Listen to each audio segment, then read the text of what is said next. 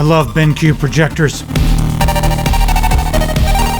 I want you to use private internet access. This video is not sponsored by private internet access, but we do have an affiliate link, and I've been using them for about 6 years.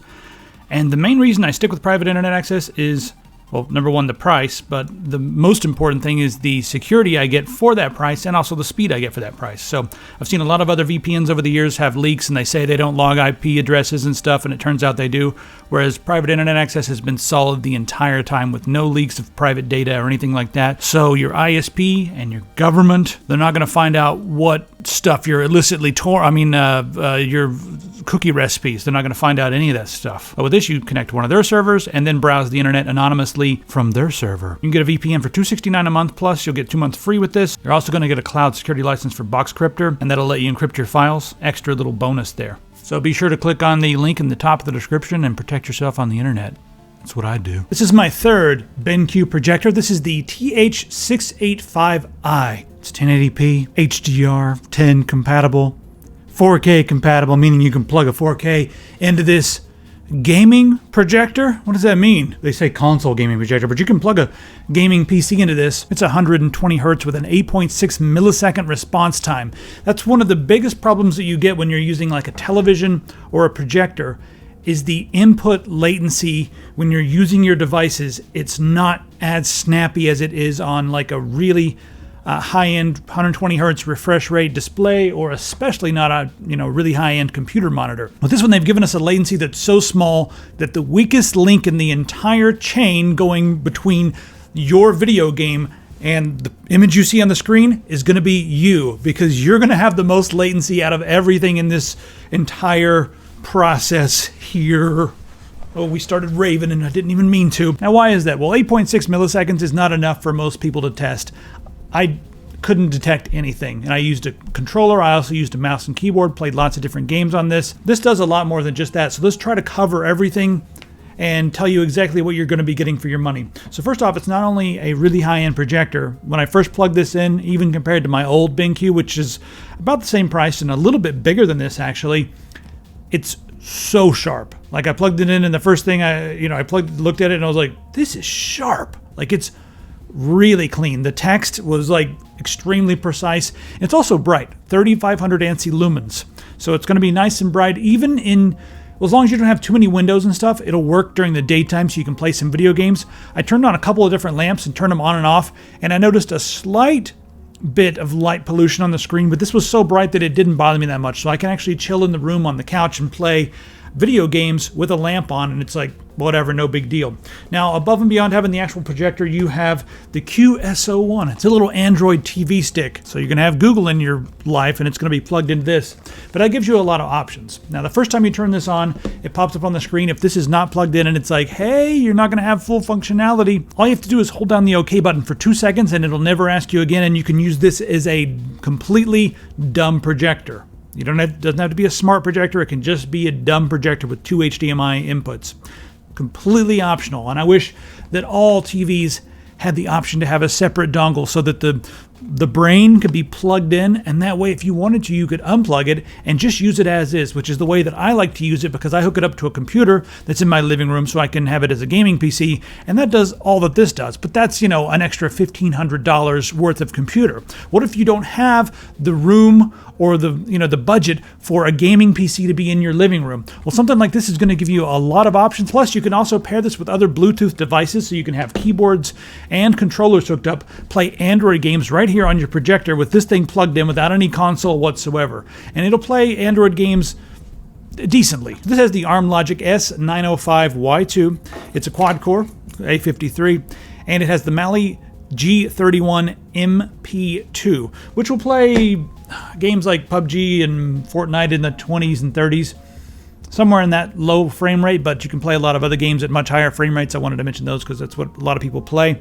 Plus, you got 2.4 gigahertz and 5 gigahertz wireless A, B, C, G, and AC, and Bluetooth 4.2. Plus, it's Dolby DTS, and when I plug this in, I could activate my HDR mode and all that sort of thing, 5.1 channel surround sound, all that's right here available because it's just an HDMI dongle that plugs in on the back, and the power adapter, the little micro USB power adapters, all right here built into the system. You're not going to have to run any cables, and then it just screws together and you're done. You just put a little case on top of it, keep it plugged in, and now you've got one complete unit that has Android TV built in. With all the apps and everything and the ability to hook up to your own media that's stored in your house, this is like the smallest box that you can get and just cut all your cords. It's smaller than a TV, but the screen is so much bigger, so it's a great way to just cut your cord, get rid of your cable subscription, because you'll be able to do pretty much everything with either your computer or the QSO1 Android stick that you'll have on the back. You're not going to have a huge TV on the wall or anything like that. You can just have a pull-down screen that goes up and down, which is what I do. And look at all these family shows we have. Check that out. I don't know much about all this stuff. If these are some shows that like you reckon, oh look, there's Sesame Street.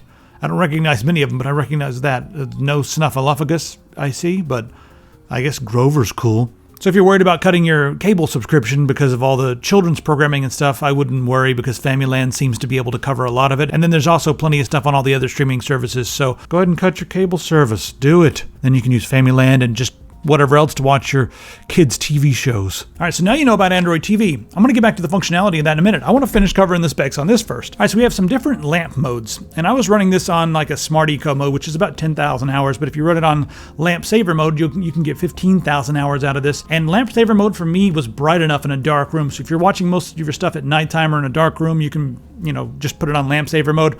Otherwise, if you put it on normal, you're going to get a much brighter picture, but the lamp will only last about 4,000 hours. And above and beyond that, we do have a fan in here, so depending upon what mode you're going to run this on, the fan's going to generate heat. The lamp's going to generate heat, and the fan will have to ramp up and down. As far as the overall noise generated from the fan, you do hear this unit. It's not extremely loud. It's about as loud as my other BenQ. But the thing is once I had the surround sound system going, I didn't notice it at all. It just sort of there. Not a big deal. It does have speakers built in. Now the 5-watt speaker in this did have nice clear audio, and I think that's because of the way they have it balanced so that you can really hear crystal clear voices and stuff like that. Not a ton of bass or anything like that, but you could really hear what people were saying. And if that's something that's important to you, just know that the mids on the speaker in here seem to be the focus, and that's going to be good for being able to hear what people say. And there are notes here for the speaker. They say that it outcompetes other projectors with 10-watt speakers thanks to their technology, and that might be true because it did sound nice and clean, but it's still a speaker on a projector, and if you're getting this, I kind of think you'd be crazy to use it. It'll work in a pinch, and if you're out somewhere and you're just like goofing off with friends and playing video games and you want to take your projector with you and plug it in, fine. It'll work for that, sure, but still, take a little set of speakers with you and plug them into the audio output in the back. That'll be better. Let's go through the outputs on the back. So we have a one HDMI, one, not two, not 70,000. We have one HDMI right there on the top of the back. USB. Then we have our VGA for PC or older computer. You want to use this as an office projector? I guess you could. Watch movies at the office, why not? And then we have RS-232, probably for upgrades and stuff. We have audio in and out, so you can run that as a pass-through. Now, underneath the shroud on the back, that is where you're going to plug in your dongle, but you don't have to plug in this dongle. You can plug in something entirely different, like you could plug up a PC and then have two HDMI ports, and they're both HDMI 2.0. Now, here's the interesting thing about that. If I'm going to leave this plugged in. Let's say you want to enjoy some of this media, but you don't want to use the onboard audio here. Well, the other HDMI will act as an audio return, so you can plug this up to your receiver. So I don't think it's a big deal to only have one input other than this, because a lot of things are going to go through your receiver first and then over to this. Now, the one thing that I didn't like about that situation is the receiver has to be able to support HDMI 2.0 or at least 120 hertz refresh rate. A lot of receivers that you plug up will not support that. So it has to be a modern new receiver that will support like 4K and stuff. If it's a receiver from several years ago or something you bought at like, I don't know, a thrift store or something like that, a lot of them can sound really good and have a lot of power, but they're not going to give you the HDMI options that you need. So just keep that in mind when you're shopping. You may have to run your computer straight into this. So what I'm probably going to do is run my computer straight in to where this is plugged in. I'm sorry. But since I've got a PC, I probably won't need this. I mean, this is great for people who don't have a PC in the living room. So I'm going to run my PC into the other HDMI and then use the HDMI audio return to go to my receiver just for audio. So it's a little weird. I'll have two cables go into this instead of one, but that's just how it's going to be. Also note that there's no component or composite cables for older consoles and stuff. And that's not that big of a deal either, because you can, for like $15, and while you're grabbing this, make sure you think about this. For $15, just go ahead and throw an HDMI to composite or component, whatever you're using, whether it's like an old school Wii or an old Nintendo. If you have an old console that uses those, we're talking like the RGB 3 individual plugs, or the composite, which is yellow, red, and white, or red and black, or whatever, depending on which one you have. That's composite. The other one's component. If you have one of those, you'll need to get an HDMI adapter for that. If you're going to hook up multiple consoles to this, you'll probably also want to get an HDMI splitter for that, so you don't have to constantly plug and unplug everything. So now if you need to do a little bit of adjusting, we do have some feet, and you can unscrew the feet, and the feet will rise and lower. We have 2 on the back and 1 in the front, so that we can balance this thing just how we like. And it was actually really easy for me to set this up and get a nice. So some other things you can do with this. I mean, since it's Android TV, you can just like use it to check everything from the weather to check events, schedules, news. You can use it to browse the web. It's just like it's a little computer, right? So you can do all kinds of things with it. As far as the Android version on here, it's got Android 9, but it is upgradable. And when I first plugged it in, it immediately connected to the server and said, oh, there's an upgrade. Do you want to upgrade? So it was very easy. So I would expect another upgrade. As far as the color palette goes, we've got 95% of the REC 709 standard represented here. So as far as the throw distance goes, you're going to get a 100-inch screen at about 8.3 feet or 2.54 meters. And I've got a 120-inch screen, so I'm back about 10 feet or so. And this thing can really zoom. And then the focus on this is also nice, but the zoom is 1.3. And then you have a 30-degree keystone up and down. But get this, you can also raise and lower the picture. You have an offset of up to 105%. So that makes it really handy if you put it on the desk here and you need to like raise the image a little bit, or if you're hanging it from the ceiling, sometimes it'll be too high, but you can lower it down. Now, when you're doing this, you're going to lose the ability to keystone, but that's kind of the idea, is that you bring the entire picture will shift down so that you won't even need to worry about angling it in a strange way and then using the 30-degree keystone. So it's up to you how you want to set this up, but I think for me, that's a lot to play with. Just note that you will need at least about 8 to 10 feet of space in order to take advantage of a 100-inch screen. Well, 8 feet to take advantage of a 100-inch screen, but you know what I mean. Let's talk about Android TV, because that's something I think a lot of people are going to get and use with this, because you've got essentially a little Android computer on the inside here that will hook up with your Android account. And one thing I want to note is you can stream straight from your phone with your Android account. You link it up and it's just like, oh yeah, you can stream straight to your projector. Be careful, Dad. I don't even turn on streaming on my phone, but that's me. But just know that it's available. So once you get in there, if you don't have an extra Bluetooth keyboard lying around or a Bluetooth mouse and keyboard combo that you can sync with this, you're going to have to use the remote. Now the remote has dedicated buttons for Prime and just your Google Play and just several other things, Familyland. Also a microphone button so you can bring up the Google Assist. And when you press this down and look for something like Downton Abbey, it will search all the apps you have installed, even the apps that browse through your own files. Downton Abbey. Here's some information about Downton Abbey. Because I, of course, installed Plex on this. I run a Plex media server here at the house. And even though I've got subscriptions to several different services like Amazon Prime and stuff, a lot of times I like to watch them through Plex, because that'll ensure that even if the internet goes down or something, I'll still have access to my local media. And I can browse through my Plex library using this device. And when I press this button and search for stuff, it would bring up options even in my own Plex library that's, on a NAS in my closet. So I thought that was really cool and really handy. Plus, Plex will connect to their online server since it's online, and you've got plenty fast speeds with the 5 gigahertz AC. So that's like a pretty cool deal. Okay, as far as the other applications and stuff go, you have Amazon Prime already installed on here. This will work with several different streaming services, but Prime is nice and easy. That's great. It'll work with Google Movies and Google Play, Google Music. You can install basically any app you want to that'll play media from the Google Play Store, and we're talking thousands of apps. Installed Crunchyroll on here, and easy enough, just playing my stuff using Crunchyroll. Looks great. If you want to use it as like a music device, that's fine. You can do that. And one thing that's really cool about that, if you want to use this as like your little computer, hook it up to your speakers in the living room, and then play music, you can use this as a computer, and then on top of the unit, there's a button that says Eco Blank. When you press that, it just turns off the picture, but it leaves the system running. So you're not burning your lamp at that point. But if you wanted to play a bunch of music, have people over, hang out, and use this with Google and this remote as the brains, be able to push a button and just tell it to play some music. You can easily do that, so I thought that was pretty cool. So in their notes they gave me, they said, hey, show some driving games or something. You know, they always give, every company always gives you like ideas of what to do, and they're like, also show some like first person stuff. And I was like, you know, I'm just gonna play Far Cry 5. I've got driving and I've got first person shooting in this game.